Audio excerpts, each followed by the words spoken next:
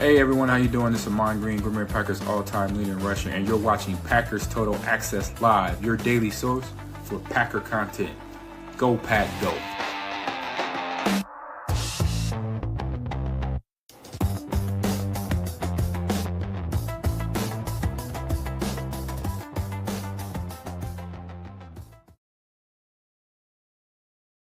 What's up, guys? Welcome into the PTA post-game show. My name is Clayton. You can check us out on Packernet.com. Find me on Twitter at Packers_access. Joined alongside Emilio in Tennessee.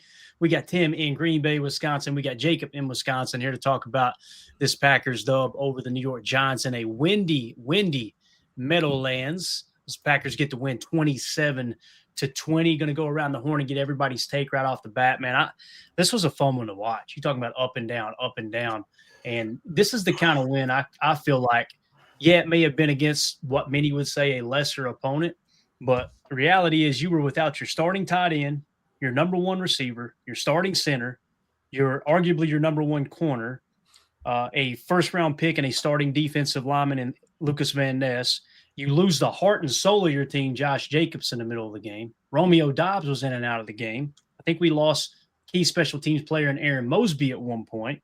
Your kicker, Brandon McManus, is banged up, so he missed the game. You go to your backup kicker, and then you still come away with a 27-20 victory on the road. The middle eight, 6-6. We win the turnover differential, technically 2-0, although one of those turnovers came on the very final play of the game. My initial thoughts, man, when the game's on the line, think play or not play. And think about that comment. That's an old Belichick quote, right?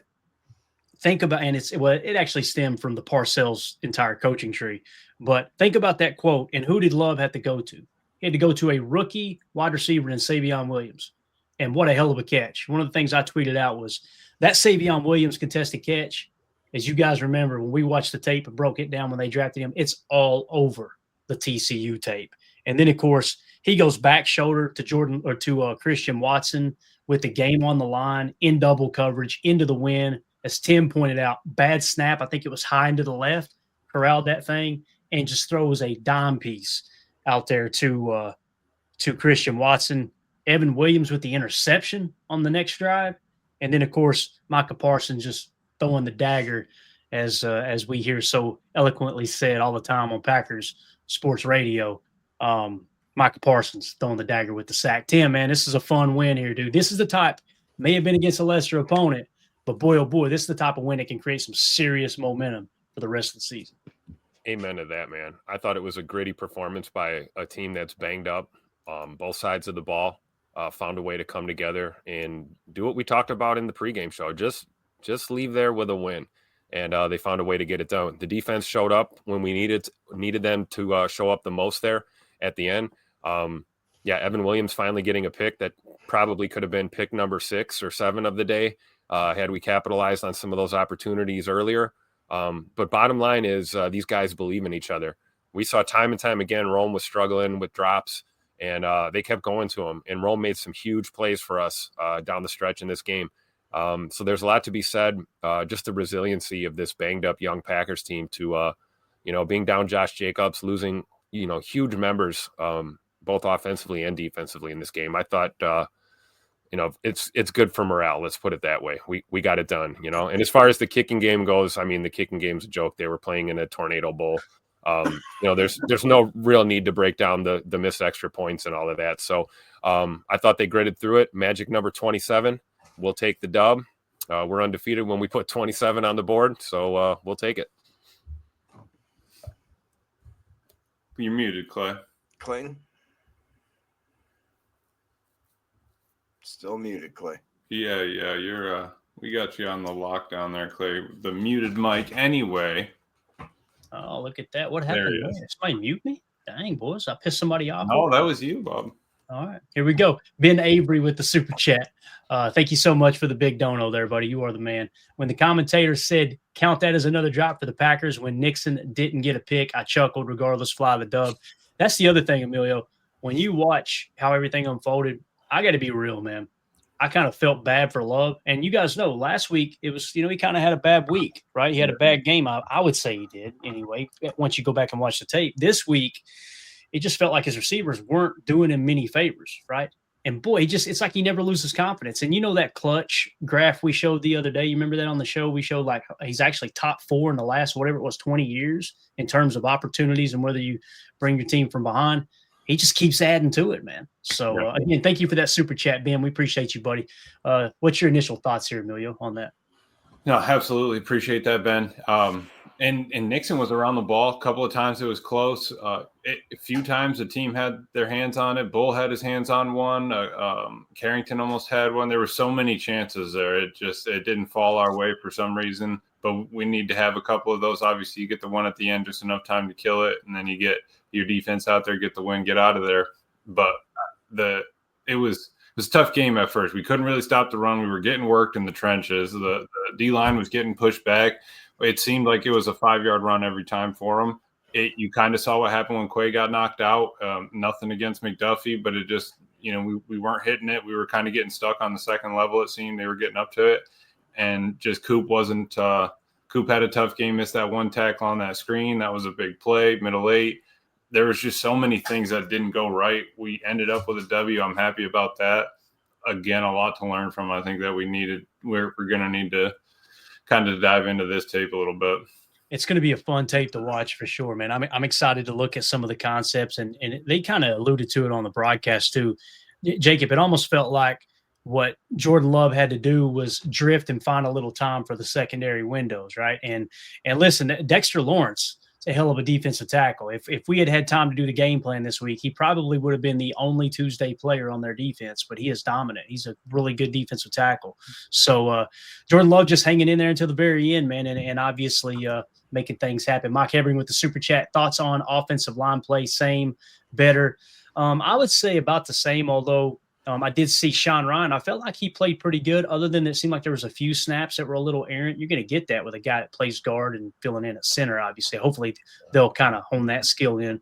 And the wind whipping around in the backfield on a shotgun or a pistol look is probably not helping you either. It's crazy to think that in that short a distance that the wind could take a shotgun snap, but you've seen it. You've seen it on TV. So, Jacob, man, what's your initial thoughts, dude? I know you had to go over to B-Dubs to watch the game. You didn't come home with 16 ladies, did you? Unfortunately not. It was a frustrating day, if I'm going to be honest. We usually like to be glass half full kind of stuff here, and I still maintain that we did more good than bad. Obviously, we came out with a win, so that's what counts. I would be hard pressed to say that I wasn't disappointed in the effort that we actually put out there. Like I'll just say that. It did seem sloppy. Obviously, losing Jacobs right away is going to just absolutely just kind of put a flat tire on your offense. I saw Dobby uncharacteristically in the beginning of the game dropping balls that hit him right in the hands. Can't have that. And offensive line, I think that for whatever they were asked to do, to your point, Sean Ryan had a couple mishaps, but overall, I think that he did okay. That being said, I think that the team's effort overall was, I'd say, lacking. If I have to be 100% honest, I'd say that I would have wanted to see more from them. A win's a win in the NFL. I understand that, but it definitely didn't give me a bunch of confidence to go forward, if I'm being honest. Gotcha. Hey, we appreciate the honesty, man, for sure. That's just the way it left a weird taste in my mouth. I'll say that. Got it. All right. H.E. Soder with the super chat says, interesting that they moved the pocket with Willis but kept Love fairly stationary. The thing I noticed there too, Soder, was the running game came alive when Willis came in. Now, obviously, it's some of his mobility, but at the same time, why not run a little more zone read? You've got Love. You can tack on a RPR on the end of that zone read, right, and still get the same effect. You're just not truly scrambling with Love. You're just kind of setting up a secondary throwing window there for sure. I think I know what you're saying, Soder. Something's a little weird there. But then again, when you get the arm that Love's got, you can kind of understand why they want him throwing from the pocket too. You guys got anything to add to that, Emilio? Is anything triggering your mind on that comment? Yeah, the first thing when Willis went in, all I said was we're going to start seeing that triple option, little read option, right, boom, back-to-back plays. You get that, you spring it, explosive run, and it's just a different changeup. And the fact that Willis stood in there and ripped that thing to Christian, and Christian plucked that out of the air, Christian is the best player around ever to play the football game, and he's just that's all I was. Every time he was out there and caught the ball, Christian's literally the best player ever to play. So I was. If you guys are wondering what that means, Emilio, he told us the inside joke with him and one of his buddies, but he was just texting us anytime something good happens. Yeah, anytime something good happens in college football, that's what you scream in the mic to your buddies. But yeah, that's what I felt like with Christian out there today. And honestly, Jordan was even saying that. She goes, "What is the problem with 86 to 90 or 86 to 89 on jerseys right now?" Well, right. They all were having a tough day off the bat. I love that Dobbs came back and was fighting a couple of hard hits on the ground there, hoping he's feeling all right. And Musgrave and Fitzpatrick, you had a couple of hiccups there. Josh Wiley comes in, gets a touchdown, has a hiccup on a hold. We're just beating ourselves, man. There's so many dumb penalties that are getting us into problems. That's what's crazy. You get a 27-20 victory on the road, tied middle eight. You win the turnover differential 2-0, and you still haven't played your best game yet. You still not even close. Not even close. To Soder's point, I think too, the first thing I thought of was when Malik had to come in the game was we're going back to that, game plan we saw from Indy and Tennessee last year. And I think that's why they maybe made a concerted effort to get him moving back there, because good things can happen, especially when you're down knocking on the door, right? Yeah. Definitely. Brambo with the super chat. Thank you, Brambo, buddy. He says Watson is wide receiver 1. We talked about when he was coming back from the injury. Yeah, he's not been able to run as much and do the cutting and things like that. But I wonder if he's behind the scene. He's definitely got the best grab of the playbook. And I say that even more so than Dobby, because Dobby predominantly played boundary X, right? Christian's a guy that played speed Z. He'll play F, and they'll also push him to X when Romaine in the field. If you know, come in the block. He'll play the wing. He's all over the offense, right? So he's got a good grab of the offense. He's a speed demon, athletic freak. And we talked about in the offseason, I bet he's on the jugs machine. There's limited on what he can do. Tim, you're seeing it. You're seeing it firsthand, bro. This guy, his hands are way better than they have been in the past. You're talking about 2 huge tutters on contested catches, right? Now, yeah, he had that over the shoulder that was in his hands. That would have been nice to hang on to, but that was good defense there too. Great ball by Jordan, thin margin of error. Hey, that happens in football, man. It's a difficult game to play. But when we needed it the most, Scoot was, big time. That first one from Willis was incredible. He had an arm in his face the entire time. That's crazy. And then, to grab that second one that Jordan, again, able to get that ball off schedule on a high snap and just no hesitation. He just threw that ball to Scoot, knowing, put it in a spot where my guy can get it and he'll get it. So you can't say enough about Christian Watson. And of course, blocking homeboy into oblivion there on the touchdown to Wiley. That was a thing of beauty. Well, I'm sure that one made chalk talk. We'll see Christian setting that pick. Just a little rub, Tim. Rub. Man, that was beautiful. Yeah. Gotta love it. Shout out. And again, Brambo, thank you for the super chat. Ben Avery became a member, and he gifted 10 Packer fan total access memberships. Thank you so much, Ben. So we'll make sure we'll do the giveaway tomorrow, and we'll give away an autographed card of some sort. That we got a bunch of them over here, so we'll get a nice one in the works. Maybe another LVN, and he should be back next week, I would imagine. But Ben, thank you so much for the kindness, everybody. Mike Hebring with the super chat. Got to be Watson, Reed, and I think he means here Golden.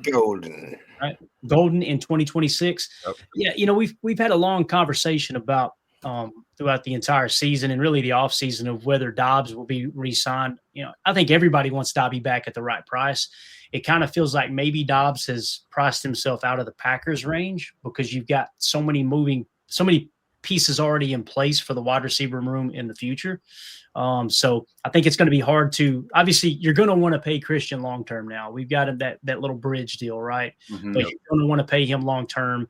Reed's going to be up for a contract in a couple of years, right? Or one more year, I think. We got him under contract next year, and then he's going to be up in his contract year, right? And then of course, Golden, you ain't got to worry about that for about 3 to 4 years. So I agree with what Mike says here. Let's go around the horn with that real quick. We'll start with you, Jacob. How do you feel about this? And we'll pass it to Emilio. It's got to be Watson, Reed, and Golden in 2026. That's how I see it. Watson, speed Z, field side. Matthew Golden working the X and the boundary X. And then, of course, Jaden Reed is predominantly your F receiver. What do you think, man? Yeah, I think I agree with Mike Hebring there. as much as I love Dobby, there has been some sputters here and there. As far as in the future going forward, I do. I think it's Christian Watson has just proven himself. Like, he is that guy. Just absolute steady Eddie, but also has the freak playability. Coming back basically without even any kind of sputter when he had that major injury. Just seems like it's seamless the way that he's came back.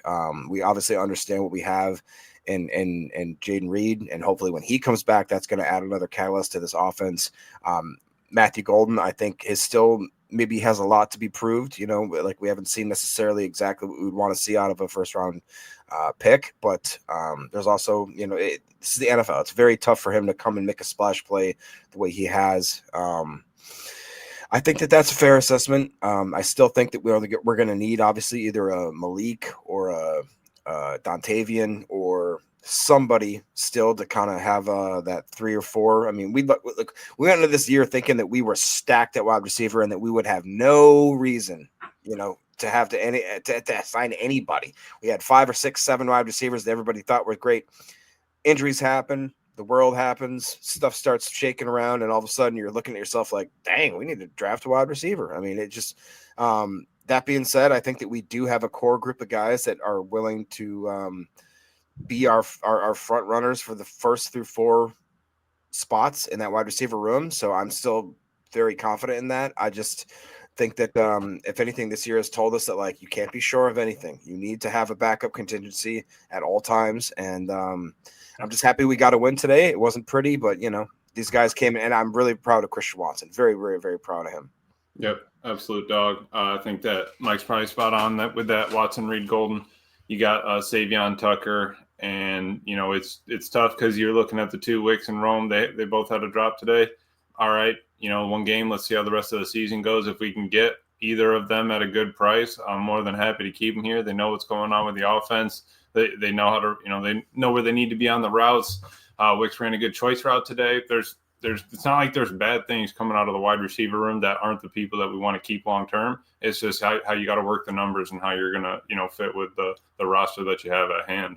Yeah, Tim, I know you agree with me too that you'd love to have Romeo Doubs back. It's just is the money going to make sense, right, for both parties? What do you think about Watson, Reed, and Golden moving forward there? Now, if you've got Romeo as that 4th wheel, boy, you're feeling really good about the wide receiver room, I think.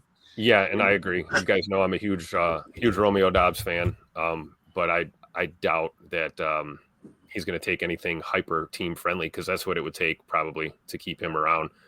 So yeah, maybe he has kind of priced himself out when it comes to the Packers. So I'm with you guys and Mike here. I mean, that's your core, right? You got Bird, you got Scoot, and you got the Golden Child. That's how you're gonna want to move forward. And we've got other role players as well, like Jacob mentioned. So it'll be sad, but I'm thinking, at the end of the day, you're right, Clay. It's a business, right? And more than likely, it's a pretty high chance that we'll try not a Packer after the season. But that doesn't mean we can't enjoy the ride, because I still feel like the way he's playing now, man, the confidence this team had to just keep targeting him even after he struggled early in the game. I thought, playing with the chest injury, he got helmet over the bridge of the nose early. We saw him; he had turf pellets in his eye, and took a couple shots himself and really gritted out a tough performance to help us win this game. He had a couple clutch catches for us. So love Bobby, but we got to enjoy every minute we get with that guy the rest of this year, because it looks like the writing's on the wall for sure. Yeah. Mike, thank you for that super chat, buddy. We appreciate you. So when you look at the wide receiver room, since we're kind of on that topic here, Romeo Doubs had 8 targets, 4 catches, 53 yards with a long of 22. Had a couple crucial catches, and it really did. Christian Watson, only 5 targets, 4 grabs, 46 yards, and 2 touchdowns with a long of 17. Savion Williams, 1 target, but boy, did he make a guy 33-yard grab with the game on the freaking line. Just an unbelievable catch. Then Matthew Golden got 3 targets, only 1 catch for 24 yards. So, I mean, you look at that. I know there's some people that go, you just got to throw Golden the ball, I kind of push back a little bit. Like, you don't need to force him the ball just because he's a first-round pick, right? Yep. You need to throw to where the scheme tells you to throw the ball. And I think people are finally starting to realize that, hey, this is a scheme thing. It's not a we don't trust Matthew Golden thing.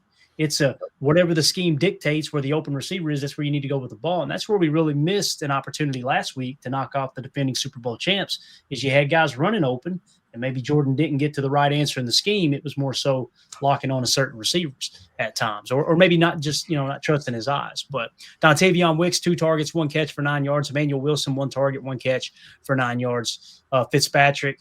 And of course, Wiley, man, hey, listen, that was a clutch catch, right? That touchdown catch. That was a great job by Jordan to sell that play fake, if I remember correctly, and just kind of give him enough room, throw it up there. He's running butt naked through the trailer park. Are we allowed to give Matt LaFleur credit for scheming that dude open? Are we okay with that? No, he's the worst. No. What happened on that end around, Clay? I wasn't sure. Did we gain yards on that one, or? Yeah, I don't know. There was. I'm thinking, a swing pass or a screen pass, maybe to Josh Jacobs. I'm not sure.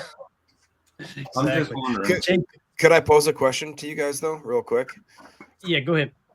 Do you think it's pretty obvious? Is in my eyes, it is a little obvious that we're very much struggling with the lack of a Tucker Kraft in this offense. We had 3 targets to tight ends, 1 to Fitzpatrick, 1 to Wiley, 1 to Musgrave. Musgrave still, in my eyes, is just falling woefully short of what the second round draft pick would entail with him being, that high of a draft pick. It as much as I like Wiley and I think that Fitzpatrick is a good player, it seems as if we are definitely just scrapping to try to find a replacement for Tucker Kraft, which I don't think you can replace a guy like Tucker Kraft, to be honest. You just can't. We said it as soon as he went down with the injury. We talked about it. We're like, listen, Musgrave is not Tucker Kraft. Musgrave is not going to make catches and run through people's faces. Musgrave is a guy that can stretch the field vertically. He can hit deep corner routes, things like that, which we've seen Jordan missed on last week. A wide open corner route, he just didn't anticipate it. Kurt Warner broke it down extensively. That's what he does. They're 2 different receivers. Yeah, I think people, Jacob, they get caught up in, well, he's got a TE next to his name, so he needs to play tight end the way that this player plays tight end. And that's just not the case. Yeah. You've got different archetypes of players, just like Tyrone Tracy. Tyrone Tracy coming out of college was more of a dual threat back. Right. Well, now they've kind of forced him into. Yeah, right. Exactly. Yeah. So to make him come in and just go, he's going to be an everyday bruiser type back, that would be the equivalent to saying, okay, he's going to be an A-gap runner. Now, what did they do? They did a little bit of misdirection. They did some cross blocking and things to create a little bit of illusion of chaos, and were able to spring him a couple of times. But yeah, people get so caught up in just the specific positions as opposed to what do they do well. That's what good coaching staffs do. They put players in position to do what they do well. That's it. So, super chat here from Godsmack AR69. Can Evan Williams play wide receiver? He seems to have better hands than anyone on the offense, not named Christian Watson. It's funny, too, because, I don't know, before Christian Watson came back from this injury, people would have said he's got better hands than Christian Watson, right? Yep. Musgrave, oof. So, yeah, Evan Williams, it's a little bit easier to make a catch when there's nobody within 5 yards of you, and it's a lollipop throw from Jameis Winston, too. You're talking about guys having to shake DBs, get open in tight windows, and then make contested catches. That's a little bit different than if you put Evan Williams playing receiver. I know you're saying that tongue in cheek. He's not going to make those catches that these guys are asked to make. It's just not going to happen, right? But with that being said, Evan Williams, one of my favorite Packers boys. That dude, he just shows up every single week to play ball. I love the way he plays. He's just a baller, man. He's just a baller. He comes in, he never seems like the situation is too big for him. And one thing real quick, I saw some people in the chat talking about how about Bo Melton actually coming through and making some plays after a rough week last week. They threw Bo Melton in there quite a bit, as far as I'm concerned, as far as just a guy that is a cornerback. And all of a sudden, he made a couple really, really good plays. A win's a win, guys. And trust me, I'm sitting here being a little bit critical of the Packers team, but we needed a win. We got to win. There are some really good highlights to look at. We've talked about Christian Watson, certain play, like, Emmanuel Wilson showed up when he had to. It wasn't pretty, but here we are. We got to win, and I would love to see the way that the playoff, picture looks going at. Yeah, we'll take a look at it before we wrap up here. Goose in the chat says one really important thing to take away from this game for the playoffs, the Packers never quit. They just kept fighting no matter what bad thing happened and got that dub. It's so true. They could have rolled over. I'll be honest with you, man. There was a point in that game where I'm like, man, it's just when I seen the injuries continue to pile up, Zach Tom leaving the game, Matthew Golden got hurt, Romeo Doubs got hurt, Quay Walker got hurt. All these guys, I literally just leaned back and was like, this just might not be the year, boys. Yeah. There's only so much you can overcome. I just listed off the 6-7 starters that didn't get hurt in this game that were already out, right? But like Goose says, man, Emilio, they kept coming, dude. They were not going to be denied. And Jordan Love went out back on that field on that game-winning drive and was just like, boys, get on my damn back. We got this. He looked cool as a cucumber. Absolutely. It was something we needed to see. You know, you were kind of asking for that from him for a couple weeks probably. We need to close this out. We need to go down and get points in the 2 minutes, you know, put the team on your back. That's why you got paid the big bucks, all those things. And he did. He came through, you know, cool clutch. I put the team on my back, dude. That's exactly what he did. I mean, Greg Jennings, man, come on now. And that's everything, Jordan, that we needed to see from our QB1, right? You got a tough dude willing to put his shoulder down, ran a read option earlier in the game, scrambled, took a hit, went out, came back, and you just keep grinding. That's all you can do. All I could think of when he threw that dot to Christian Watson in double coverage, Tim, all I could think about is our boy PTA Corey saying receiver by 10 yards. All I could think about was just like, there are people out there that think Jordan Love is not a good quarterback. He's missing receivers by 10 yards. Remember this guy? Has he been in the chat? Keep an eye out for Maximus. Seen him. Yeah, thank you, Tim, for reminding me of that, sir. We need to put him on a milk carton this evening, I believe. You know what I'm saying? We got to send out a search party. Eric Sutherland in the chat. Musgrave, fine young man, but he's no bad mother tucker. That's a fact, right? And AI will probably read that as the F word, and we'll get dinged in the algorithm. So, thank you for that, Eric. It's why I never read your chats. Even when you're keeping it clean, you get us in trouble. But yeah, he's not, man. He's just not. He's not that type of player. I would like to see him split out wide. You know, I think we would all agree Tucker is not an attached true Y tight end, right? He can fill a role in U, right? Unless they want to shift the U to the H, which we've seen that multiple times again today, didn't we? Out of the I and stuff like that with the running game. He's not that guy. I would like to see them give him an opportunity to be a big wide receiver. Go work with the wide receiver group and just put him there and see if he can create a spot there. Because he does kind of, you know, Jimmy Graham couldn't block, right? Jimmy Graham, you never seen him as like, okay, let's line up in a jumbo and Jimmy Graham's going to pave the way to the end zone with the Saints. But he was that dude. Hell, he filed a grievance against the Saints because he wanted to get paid like a wide receiver in the franchise tag, and they were still tagging him as a tight end. And his argument was, I never line up as tight end. I'm always lined up as wide receiver, right? So I think he's just that type of player, to be honest with you. And you know, will he play to that level? From what we've seen, probably not. But until you line him up there, how do you know, right? Yeah. So it doesn't mean you can't manipulate the blocking schemes with him on the field too. But Coach Lynn says, I'm proud of Jordan Love, got hurt, came back and bought it. I even forgot about that, Tim. Dude was banged up, right? I wonder what was going on with the shoulder because they probably shot that thing up. That was a hard lick. I'll tell you, that was like the sigh of relief was when you saw Jordan back on the field doing the mobility, and I went, oh, thank God, because you're thinking the worst there, right? You're thinking collarbone, clavicle, separated shoulder, AC joint, what, you know, insert medical term that I don't understand here. But to see him come out there, and then to your point, Clay, like that ice water in the veins, that laser focus, like, all right, it's a ball game.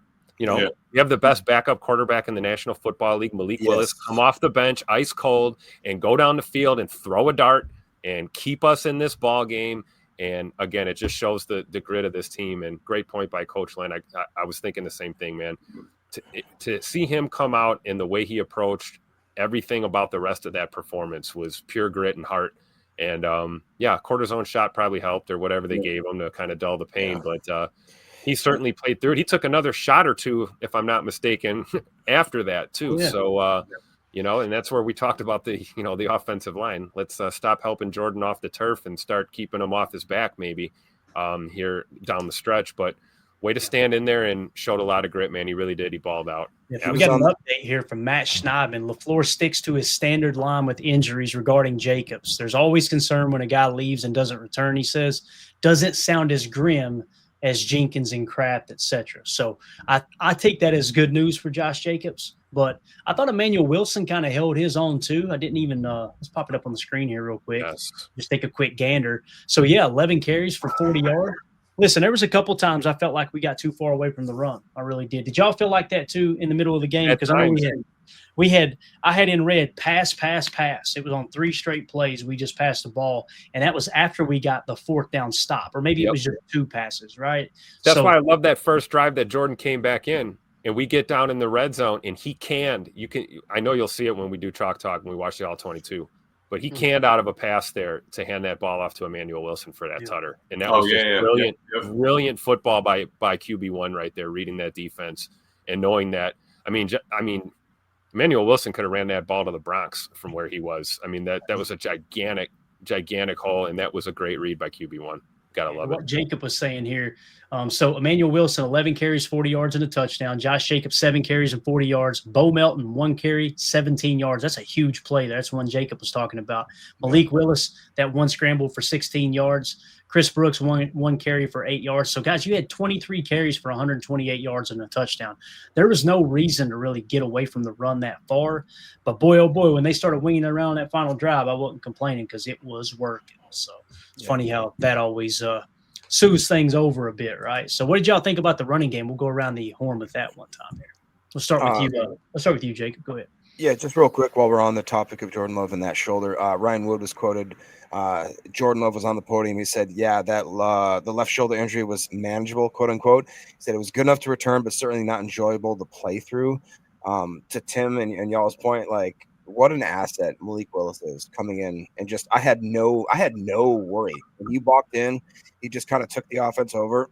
Definitely a little bit of a different kind of play style than Jordan Love has, where it's almost like I wouldn't say he's a run first type quarterback because I think that is a disrespect on the way that he can throw the ball around. But he just he's a big bodied guy. He comes in there, he did what he had to do, throws the touchdown to Watson, exits the game.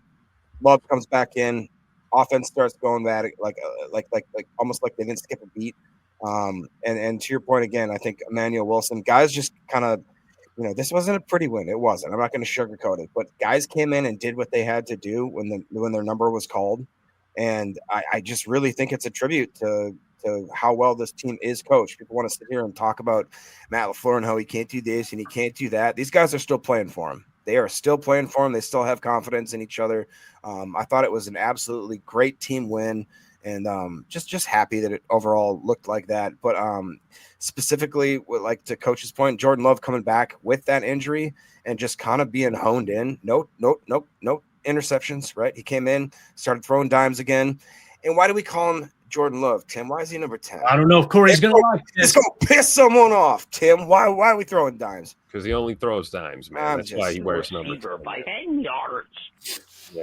Yeah, we're with you, Coach. Really, really proud of Jordan. When I saw that tape and he came back out there. My knee. Oh, yeah. Dude, first thing I thought, baby. He looked more comfortable after he came out of the injury. It was like he settled in. I'm like, first thing I thought of was that clip. Yeah, you saw the little square on the elbow right there. I don't know. Life seems good right now. He's sitting there with that thing's spinning pretty free. We're good. Exactly. Mike Hebring with the super chat. Thank you, Mike. He says 26 passes, 23 runs.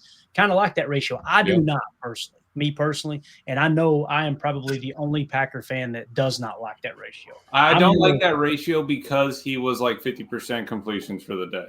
I'm not mad at that ratio on another game, but he was like 50% on the day. That's where I don't like it. Yeah, see, I don't like it because you're 40-mile-an-hour wind gusts, right? Yeah. And you're playing a team that let's be honest. If we're going to criticize Matt LaFleur when they only score 3 points against the defending world champion Eagles and the top 10 defense, if we're going to criticize him, we've got to criticize Hafley a little bit for giving up 20 to the Giants, right?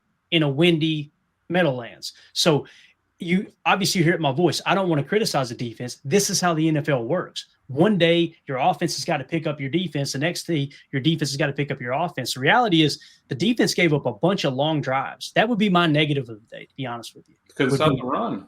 Yeah, exactly. So if you can't stop the run and they're controlling the clock, now you got those crucial stops when you needed them for the most part. But can we please put some respect on Matt LaFleur and the fact that with all these moving parts, with Josh Jacobs leaving the game, without Jaden Reed, without Tucker Kraft, without Elton Jenkins, without everyone, without your starting kicker, knowing you can't rely on a kicker, chip shot there. With all that being said, his offense carried the water today. You scored 27 points on the road, and like Tim said, when you hit 27 points, you typically win the ball game. So, Mike, I disagree. because I feel like because of the weather and the current situation, and also that fourth down stop, you got pass happy after that, when I felt like you should have just leaned into the run and kind of put them on the ropes. Now, if he catches those deep balls, I'm singing a different tune. But Emilio, you disagree, right? You like that, and I think Tim, you nodded your head. You like the 26-23, right? I do. I would have liked to see a little bit more runs, but I do think losing Josh kind of made Matt a little gun shy about that makes really sense, sticking with it. But that being said, I thought Emmanuel Wilson played damn good today. We even saw Chris Brooks get a carry or two and kind of pitching in the backfield there. But I agree, man. When you got a nasty game like that, you want to try and keep it on the ground. I mean, look what the Giants did. I mean, they kept it on the ground. They ran all over our asses today. And that's what I would have liked to have seen from the Packers, but I'll take it. I'm not unhappy with that ratio, but I think it's due to losing Josh that we probably leaned away from the run a little. I'd say you're probably right. Matt Schneiden tweeted out a Matt LaFleur quote at the podium, quote, "I still don't know which way the wind was blowing." That was wild. And the kickers didn't know either. You seen they were trying to draw it right. They were trying to hook it left. And it's like they were guessing wrong every time. The ball was just going haywire, both sides, both teams there. I think it is a great ratio. I just because 5, 6 of those, 7 of those maybe been drops. I mean, it was so. If we're looking at the numbers, it's not terrible. If we didn't have those drops, like we've been doing a lot better at this year, that's a real good look. His completion percentage is probably 60s, 70s, and we're totally fine. That's the only thing I would push back on. It wasn't all of them that they when taking them. You got a couple of those flats and a couple of them just hit you in the chest. We got to have those. Yeah, yep. And again, I know if I were to poll this on Twitter and say, hey, would you rather us pass more or run more? Right. It would probably be 90% pass, 10% run. I know I'm in the minority for that. So, and Jacob, you agree with it too, right? You like to pass the more passes? I do, just because kind of to Emilio's point from a few weeks ago, or maybe just last week, I just feel like this offense is more potent when we're up tempo and when we're kind of going with some quick passes, then pepper in the runs, that kind of thing. And then to Tim's point, losing Josh Jacobs, it just kind of it's just a wrench in your spokes as far as trying to get that running game going. Overall, I thought they did a good job. It's tough sometimes when you run on first down, run on second down, set yourself up for the third and short or third and long, and it just feels like you're ice skating uphill kind of thing. I will say, just a random note, Davante Adams just had his 1,000th NFL catch. It happened to go for a touchdown. Davante, even though you're not in the green and gold, I still love you, buddy. Yeah. Congratulations. Hey, Davante told me to send you a message, Jacob. Wash your hands, wash your butt, man. That's it. That's all. Especially after leaving B-Dubs, man. I know it's grimy over there. Emilio used to be at B-Dubs, so we got him. Terrible establishment. I wish we had that exact quote when we were in a slump in 2020. What was it, 2023, right? Emilio said, "I'm tired of spending too much money sitting on these uncomfortable stools watching the Packers from 20 feet away from an undersized TV." Yeah, it was brutal. I mean, terrible wings. Absolutely terrible. Mike Ebring with another super chat said the Giants only average 3.7 yards per rush. So looking at the team statistics here, they picked up 10 rushing touchdowns rushing first downs on the ground. Okay. Yeah. That was the big thing, right? It just seemed like I meant about running all over our ass. Well, even Tim, even 3.7, multiply that by 3. That's a first down for me. I mean, that's a first, you run that 3 times in a row. That's quick math. That's 10 yards right there. So they're still marching down the field on us. Yeah, it's not over 4, but that's a first down every 3. The other thing too was the fourth down efficiency. They were 3 of 4 on fourth down. Right, they were running the ball for the most part there as well. So that's probably why it feels like the rushing yards were a little worse than like what Mike's pointing out here. Right now, yards per play, they averaged 4.9 yards per play just total. The Packers were at 5.8 yards per play. Okay. And then, like he said, 3.7 yards per carry. This is what I'm getting at right here, guys. This is why I wanted to see the ball ran more. Packers averaged, according to this, the team statistics, 5.6 yards per rush. 5.6, which, by the way, we said they were dead last in the league. I think it was 5.5 yards per carry allowed. We actually outperformed that, what they were averaging on the day. So, but again, I get it. I know I'm a very boring fan in that regard for sure. Mike, thank you for highlighting those numbers for us, buddy. We appreciate you. I want to highlight this because, man, Doc Torganzo, the coolest name on YouTube, said, I like to imagine Whelan is exactly like the Irishman from Braveheart. Crazy guy that talks out loud to the Almighty while being a badass punter. Boys, that final punt that he had, It's Tim, like was that not 65 clutch? yards, wasn't it? It was, I know it was at least 60. And how about the one that he shanked it? I mean, you look, if you just looked at the kick or looked at the box, in the box score on that one, you go, oh, that's a bad punt. The way he handled that snap, Tim. That was I don't know if that was a bad snap or bad snap and wind again. You Right. talk about snapping to the punter. That wind's definitely picking up that football. Oh yeah. But I think Danny did a great job there to get rid of it. And then let's not let that be understated at all. That's another huge reason why we won this ball game today, because Daniel Whelan was able to use that beautiful Irish leg of his to relocate that football to the other side of the country and change that field all day long to keep us in this ball game. That last punt was that was a thing of beauty. Clutch. It was absolute clutch. Yep. I picture that scene in Braveheart where he's looking at me, he's talking to me, he goes, "Oh, you're a madman." He goes, "That's Daniel Whelan just kicking the ball." It's crazy. You guys remember I had that video of him from camp when he was blasting 50 and 60 yarders directly into the wind. You could hear it too. Here we are in this game when we needed it the most, and he delivered, man. Yeah. After saving another one, right? After saving one where the snap was off, got it off, line drive, get it out of there. Yep, because if that gets blocked, boy, are we in trouble. Holy cow. Daniel Whelan had 4 punts for 195 yards. 2 of them were inside the 20 in spite of the wind, and that long was 61, Jacob. That was a 61-yarder, man. That's just a freaking he got the snap down, even though it wasn't like the best hold. He got it down. Guy gave him a chance to kick it. Mm-hmm. But, there you go. There's that free kicker talk for y'all today.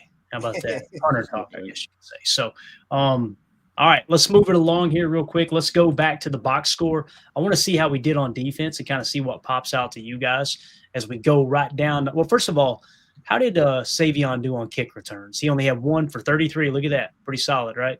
Another solid kick. He's a damn good kick returner, man. Savion is going to be a role player on this team. I really believe that. Yeah. And now maybe that you've seen what he can do and with the game on the line, let's give him a few more of those one-on-one contested catches too, right? Give him a shot because he's a big-body receiver. But moving on to defense, Isaiah McDuffie led the way with 11 tackles, 5 solo, and a half sack. Listen, he's going to kind of be the GOAT a little bit today, a GOAT in a bad way. That was all an old baseball term. Is when you call somebody a GOAT, it was actually a bad thing back in the day. But nonetheless. We called them fishes. Hell yeah. I agree. We call them fish.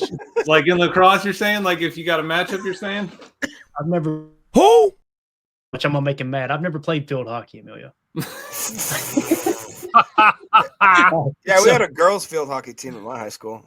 I bet you watched practice like a creeper up there in the tree. I bet Jacob was the equipment manager. Yeah. All right. Isaiah McDuffie, 11 tackles, 5 solo, a half sack. Now, I kind of felt like it should have been pass interference. Thank God they did not throw it. Or did they end up throwing it? They did end up throwing it, didn't they? I thought they did. Didn't they? Yeah, they did. Okay, so that makes you go, outside of that, and, of course, him with the pass breakup on Javon Bullard on the interception, right? Yeah. But, listen, that's a tough ask. That's tough to put that one on them, right? Right. Yeah. So other than that, though, man, leading the team in tackles, let's go. Dude, stepped right in and filled in for Quay there. Obviously, with Quay banged up. Quay never returned to the game. Is that right? No. Left arm, forearm, shoulder, something, left arm. I don't know. Yeah. Hopefully nothing long term. Evan Williams finished with 9 tackles, 5 solo, and, of course, he had the game-clinching interception. Keyshawn Nixon, 8 solo tackles. Pretty darn impressive, in my opinion. Quay Walker finished with 7 tackles, 1 solo. Adrian Cooper, 6 tackles, 3 solo, and a tackle for a loss. Micah Parsons, thank you, Jerry, 6 tackles, 1 solo, 1.5 sacks. And shout out to McDuffie on that half sack on that same play, finishing that off. Jameson was trying to squeeze out of there. And, of course, he put the dagger in it. Micah Parsons did with the final sack. And I felt like Javon Bullard played good. Boy, what about the timing on that throw, that back shoulder throw where he reaches back and bats that ball down? I mean, in real time, I thought, is that pass interference? I was waiting for the flag, and then you watched it back. That was perfect coverage by Javon Bullard. Every week we see it. Do we not, Emilio, that his coverage is getting better every week? No. Can't be sleeping on him. All he got all offseason was hate from the unhappy fan base, and you just don't hear about him. Every time he does better and better, you're hearing less and less about Javon Bullard. 47 snaps, 30, 25 of them in coverage, dude. Right now, prelim 72-7 grade. Yeah, Love it. definitely. Yeah, as Jen said, their pass breakup again, man. I think he's going to be just fine, man. He's one of those. I don't want to say a rare player, but some guys flash like Edgerrin Cooper their rookie year, and you go, okay, you got one, and then you got some like Carrington Valentine's another example, right? Like it took him a couple years to kind of get his feet under him, and then bang, he's a good pro. Which I felt like he had a good day today as well. He should have had a couple interceptions, right? Yeah, he had a couple drop picks, but he played really good in coverage. And again, back to Bull, man, I was up out of my seat. I almost broke my coffee table when he made that PBU. That was incredible because you're right. You go back last year, he's torched. That's a touchdown, right? So you're seeing the improvement here in year 2 from Javon Bullard being more than just a thumper and a good, tackler and things like that. He's able to cover now, and you got to be able to cover to play the slot, right? So I'm glad his game is improving and coming along, and I think we got a really good one in Javon Bullard for sure. Yeah, definitely. And as Cheesehead Murph says in the chat, dropped like 4 interceptions. This could have been a 30-point blowout. It really could have. I mean, when it comes down to it.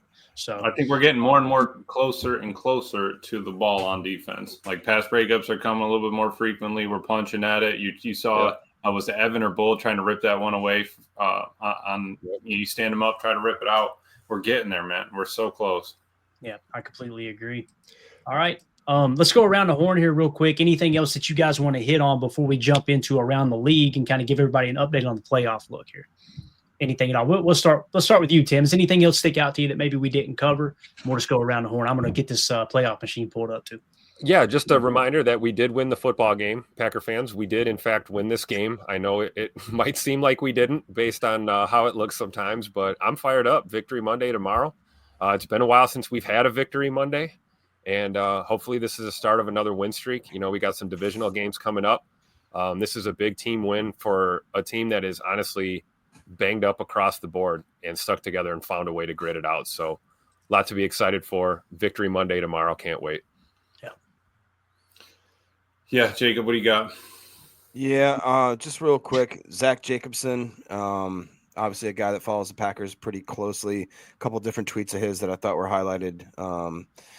He said, Matt LaFleur calls on Jordan Lowe's performance today against the Giants gritty and tough. He was under duress quite a bit. I gave it I thought he did a really nice job of giving guys opportunities to make plays. LaFleur says just the mentality, because when you hear a quarterback is in the locker room, that's not a great feeling. The ability to come back and play the way he did, because I was really proud of him. He went on to say about Matt LaFleur is keeping matters between the Packers and Malik Heath in-house after he was ruled out due to coach's decision. He went on to say it was one of those decisions. LaFleur says, but we'll say this about Malik Heath, that he thinks he's definitely a valued member of the team, and he looks forward to talking to him tomorrow. Kind of interesting there. Last thing is a very Matt LaFleur answer. When they asked about Jacobs' knee injury, he says, anytime a player, especially of his magnitude, doesn't finish the game, you're always going to be concerned about the welfare of them. Translation is, I don't know. I'm not a doctor. That's a tough answer. It's just absolutely. How else are you supposed to answer that? It's a tough answer, but we got to win, to Tim's point, and I'm just going to focus on the fact that we got to win. That's what I'm going to go to sleep with tonight. There you go, man. There you go. United Bates continuing the tradition here with the score for the Super Chat, $27.20. Packers get a 27-20 victory. Anybody got anything else before we go around the league? Yeah. I just want to read these two real quick and then a couple numbers. DJ Colvin from Rumble, appreciate you, buddy. Has anyone noticed this year how often the DB's hands right there, even on completions, feels like all of them playing pretty well? We were just getting at that. I love that. And she said, Murph, same idea. Yeah, Emilio, glad to see them getting better at pass breakups. Want them to have a 3-8 game is coming. It should have been there this game, honestly, the way we were playing. Yeah. But real quick, just some PFF early numbers. Top 5 for the offense. Savion at a 94.5. Jordan Love. Read it one more time. Savion Williams, TCU, Horned Frogs, 94.5. Okay, 2 plays. He's a grown-ass man now. And Jordan Love, 48 plays, 93.7. What? 94 pass grade. Save money, don't make money. Holy Thank you. Number 3, Aaron Banks. Okay. What? Aaron Banks, 79.4, 55 snaps. Okay. Number 4, Christian Watson, 43 snaps, 78.7. Mama, there goes that man. And number 5, 7 plays, Malik Willis, 77.5. Absolute dog. Next one that played a lot of snaps, Zach Tom, protecting your boy, 52 snaps, 75.9. Talk about a guy gritting through the pain and playing his butt off for this team. Shout out to Zach Tom, man. And real quick, top 5 on the defense, Micah Parsons, 61 snaps, 90.3. What? John Nixon, 70 snaps, 84.7. Let's go. Evan Williams, 66 snaps, 82.8. Nice. Edrin Cooper, 71 snaps, 76 flat. And Mr. Horns Up Javon Bullard, 47 with a 72. Right behind him, tight, 72-6, Carrington Valentine. What was the Bull score? 72-7. Let's go. Yeah, brother. Well, let's see what we got tomorrow when we check them, right? Yeah, right. I love getting all of them are in everybody. the 30s. Yeah, top 5, get them all stirred up, see what they look like tomorrow. I love that you do that, though, Emilio. Seriously, the preliminary, so we can kind of gauge it off of how they changed it and this and that. So I think that's good stuff, man. Thank you for taking the time to do that. Let's go around the league here, boys. Y'all ready to get an update on the scores and everything that happened in the National Football League today? All right. Starting off, we'll stay away from the live games here real quick, okay? Let's just jump into the games that are finalized, and we'll have to take it from the top and work our way down. So the Panthers improved to 6-5. I thought they were a horrible football team that we lost to. They win 30-27 over the Falcons. We were wanting the Falcons to win that game. Obviously, did not work out that way. We had the Bills did beat the Tampa Bay Buccaneers 44-32. We needed that help right there. That's great news for the Packers. You had the Houston Texans defeat the Tennessee Titans 16-13 in this week's toilet bowl. Actually, it wasn't a toilet bowl, but it could have been in contention, I guess you could say. So they get the dub there on the road in Nashville. And then the Bears, unfortunately, they did squeak one out. And by the way, can we just say the Minnesota Vikings, J.J. McCarthy is cheeks. Listen, it's early. I get it. He's kind of thrown to the wolves. He only got to sit for 1 year. But let's go around the horn with that one time, guys. Is it just me, or does every time J.J. McCarthy pops on my TV screen, does it not look like it's something went horribly wrong? Is that just me? As he went 16 of 32, Emilio, 150 yards passing, 1 touchdown, 2 interceptions. He wasn't sacked at all. Maybe he needs to learn how to take a sack, stop throwing the ball to the other team. Let's just hope the crap show continues as the Vikings come to 1265. Let's go. Yeah. Yeah. Emilio, imagine, man, your little polygonal heroes are lining up on College Football 26, right? Yep. And those fans are showing up week in and week out. And imagine if you went 1-4 at home. That's what the Vikings are doing so far. Yeah, running an Army dynasty. I'm 2-8 right now. It's pretty brutal running that up. And Humble brag. Yeah. So the fans are not happy. But the only thing I would say about McCarthy, it's not looking great. It's not looking, the best. They put up 14 in the fourth. And if somebody could have just covered on a kick coverage, the Bears probably would have lost that game. But you literally see them bust what it was, a 50-yard run or a 50-yard return on that play, and you just blew the game open right there with 40 seconds left. Caleb just has to hand it off 3 times, and you're in field goal range. Yeah, McCarthy hasn't been looking great. I don't know what's going on there. Maybe they're going to start calling for play calling. Who knows? But he can still game when it's the fourth quarter. He turned it on last time they played the Bears. They should have swept them this year. They couldn't pull it out. Got it. What do you think, Jacob? You're up there right on the border of that wonderful state of Minnesota. Is it just me? How do they feel about J.J. McCarthy? Are they still on board with what they refer to as 9, or do you think maybe they're finally coming to the realization that he's not playing the way they expect? Well, to be honest with you, most of the team fans that I can see are actually pretty acknowledgeable that he's just not quite playing up to snuff right now. I think a lot of them are very butthurt that the fact that they let Darnold go and they let Daniel Jones go, they let everybody go, and now they're put all their eggs into the JJ McCarthy basket, and those eggs are going sour, ladies and gentlemen, and I wouldn't eat those eggs for anything. It's tough. He's a young kid though. To be fair, I feel like he's going through the Jordan Love stage that we had where it's a rough start. He's got the talent. To Emilio's point, when the game's on the line, he does seem to turn it on a little more. But all things being considered, man, I think that if you're a Viking fan, you got to be scratching your head. You got to be worried right now. You have to. Yeah. Older Than Dirt says Vikings are spiraling. Wish they could have won today. The Bears will lose the next 4. And look at this, guys. We've actually got a Bears fan hanging out in here. Didn't y'all just win a ball game? What are you doing in a Packers broadcast, bruh? Is it that bad? Rent free, baby. Rent free. I could not imagine coming off a dub and then hopping into a Bears post-game show. That's hilarious. That's how miserable it is in the Windy City. So I can't wait to play that football team. Oh, my God, I can't wait. So, and I like what J. Cole said here. Somebody highlighted, but we skipped over it. Clay, that wasn't JJ. It was 9. So, yeah, anytime you get a quarterback. 9, look at the highlights from the Packers game today. There's a couple tutters from the real 9.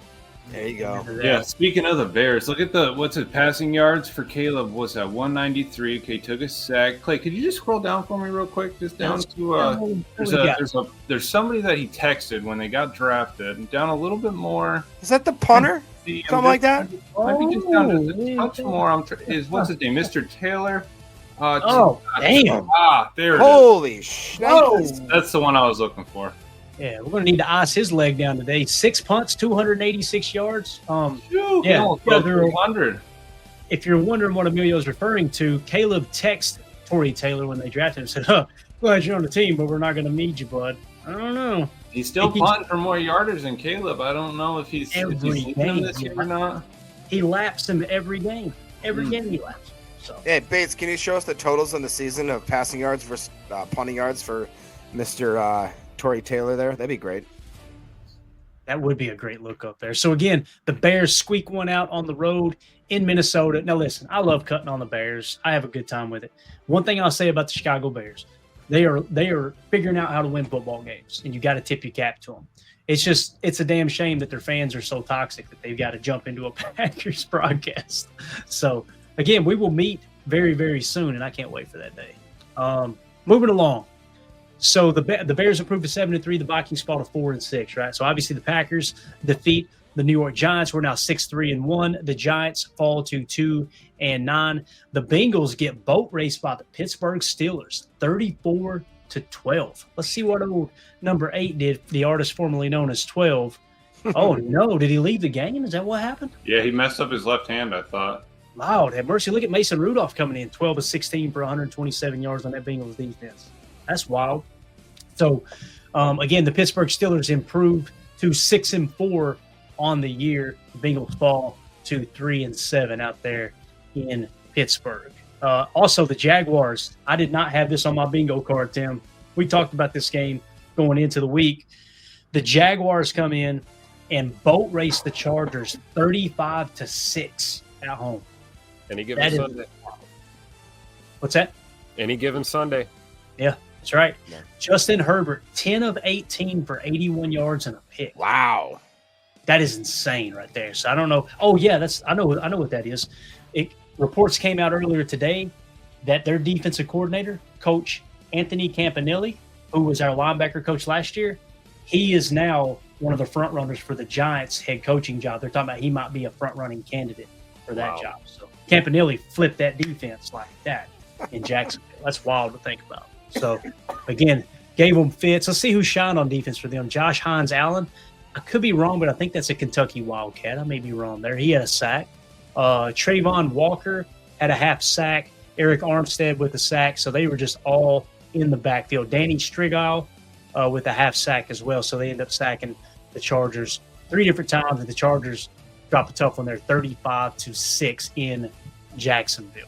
And then, of course, the Thursday night game we already talked about earlier in the week, the Patriots defeated the Jets 27-14. Now let's go back to the games that are live right now, live action.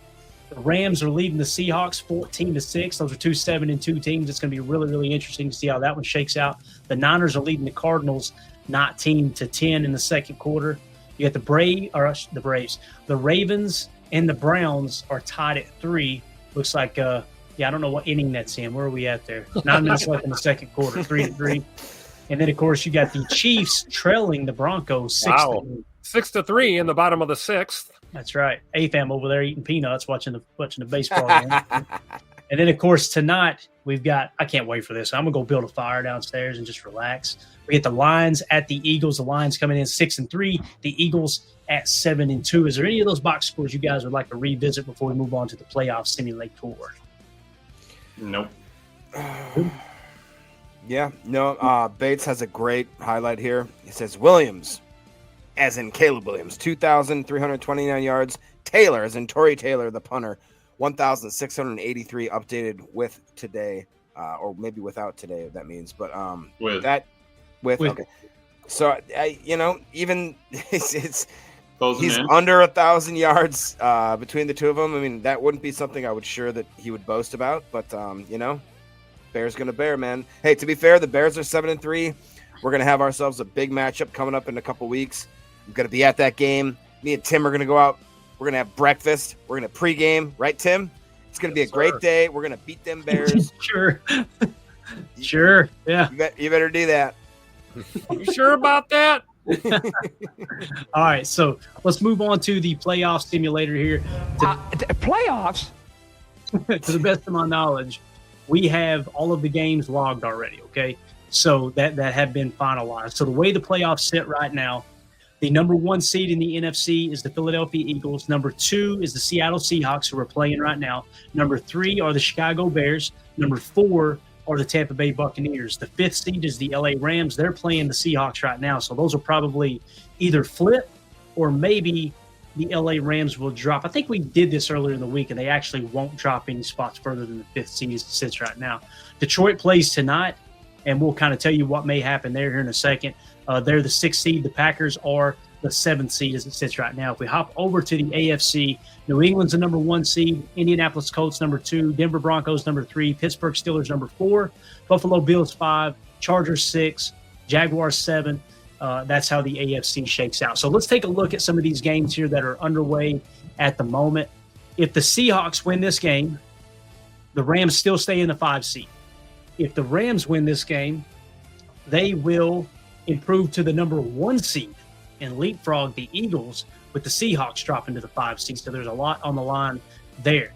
If Arizona can upset the San Francisco 49ers, they're not even in the playoffs right now as the 49ers sit, right? If the 49ers win that game, they're still not even in the playoffs. It's a glorious day when the 49ers are not in the playoff lot right now. So, and then moving along to tonight's game, let's say the Eagles win that game, and let's say the Rams beat the Seahawks, right?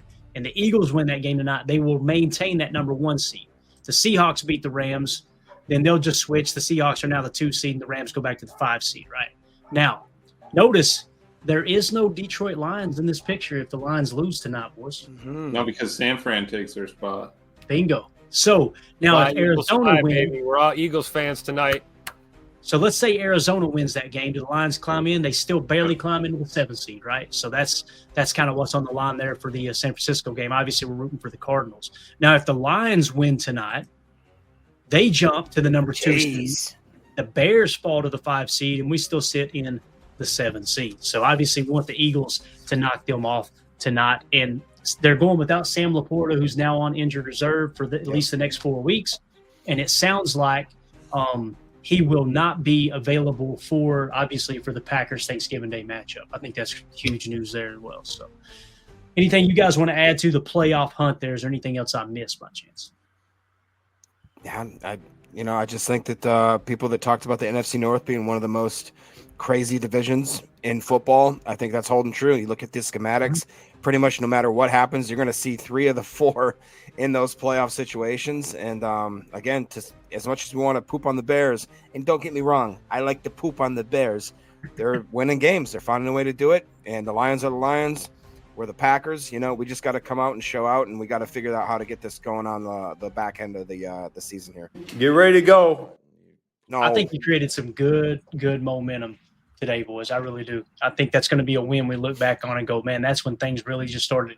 This team kind of gelled and things clicked. Got a lot of injuries to overcome, though. A lot of injuries to overcome. Tim, you got anything you want to add to the playoff hunt here, man, before we get ready to wrap up? Yeah, it's fun to do these simulations. Yeah. It really is. But this football team's got to stay focused, and we got to go 1-0 again. Squeaked one out today. Great team win. Divisional. We got 3 divisional games in a row here. Yeah. We got to have these. We got to have all of them. So I think when it comes to the playoffs, I'm okay. I'll go in as a wild card. No problem. We've done it. We've done it before. We've been down this road before. We've been a 1 seed with a bye and got our asses kicked, the following week. So doesn't matter how you get into the show and storm after that Lombardi, and we'll have a parade on Lombardi Avenue. That's all I've got to say. There you go. Worst case scenario, Emilio, let's talk about this real quick, okay? And then we'll move on. Let's say San Fran wins. Let's say the Rams win. Let's say that the Lions win tonight, okay? And that's how the playoffs look. Let's go into week 12 real quick. This is what we're faced with next week. You get the Bears playing the Steelers next week, right? We've got the Vikings at home, okay? And the Lions have the Giants. I think it's safe to say the Lions should be able to take care of business against the Giants at home, right? So if we were to click that, bang, the Lions win that game. Let's say we beat Minnesota, and let's say the Bears drop it to the Pittsburgh Steelers. Look at there, boys. All of a sudden, they're just one loss away from being out of the playoffs. Funny how that works. So, what do you think, Emilio? Anything else we're missing here, man? No, it's just every win counts now. I mean, it's going to be kind of pretty much in our control. We're in the driver's seat. You control it. With how many divisionals are left, we control it, right? You've got the Lions again, and then 2-2s, Vikings and the Bears. We just got to make it happen. It's literally all in our control, all in the driver's seat. You need fundamentals practice. We need to hit a ladder drill. We need to do that one drill for the O linemen where they're under the bar, where they got to run underneath the bars for 5 yards and, stay low on the pad level. The D line got their pad levels kind of moved around on a couple of those sneaks.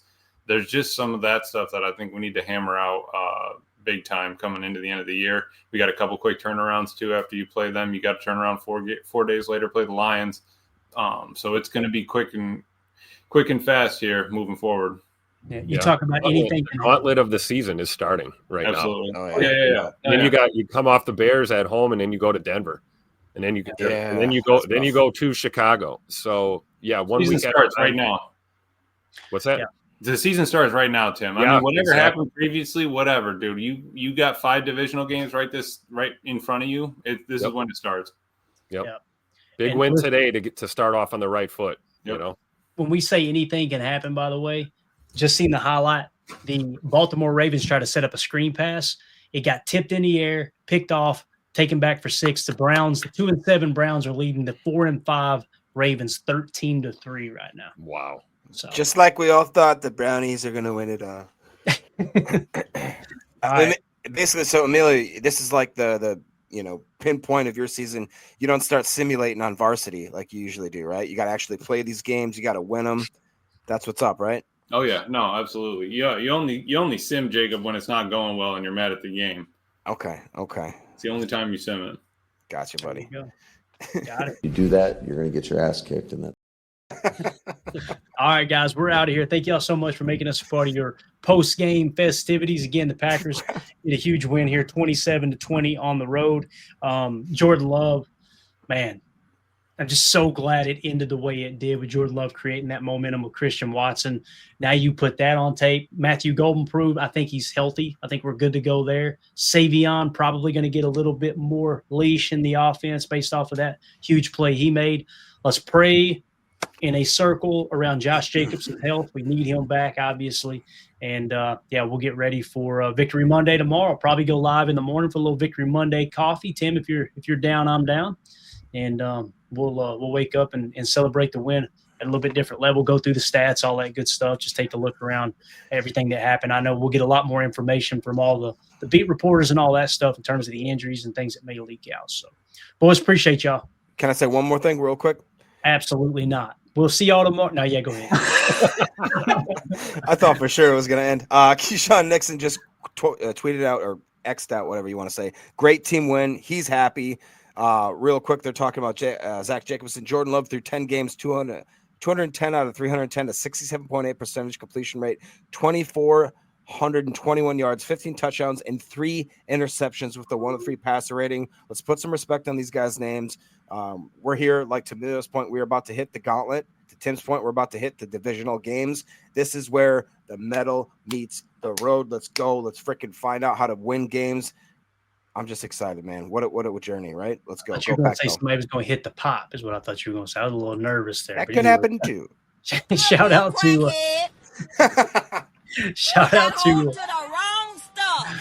all the super chats tonight. Ben Avery, Mike Hebring, H.E. Solder, Brambo, Ben Avery again, Mike Hebring, Ben Avery becoming a member and gifted memberships. Appreciate you. Godsmack, thank you. Mike Hebring, and Bates keeping the tradition alive with the 27-20 dono. Everybody have a wonderful evening. We'll see y'all tomorrow for Victory Monday.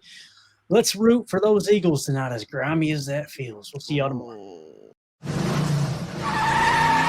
Here we go. Nice. Bye, guys.